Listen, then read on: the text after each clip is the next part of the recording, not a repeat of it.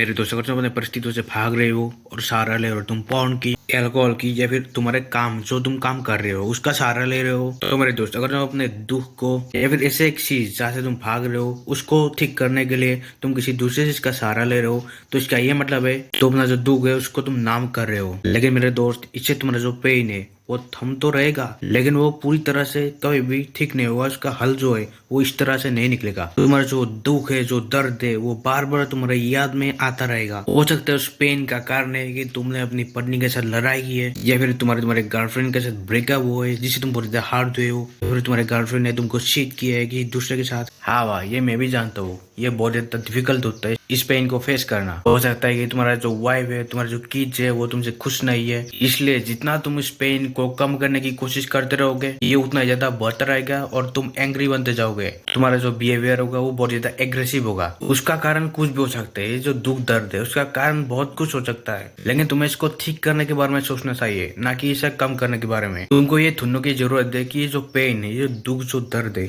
उसका कारण क्या है। उस कारण तक पहुंचो और उस कारण को हल करो। उस चीज को कम करने की कोशिश मत करो, उसका जो मेन कारण है उसको समझो और उसे ठीक करो।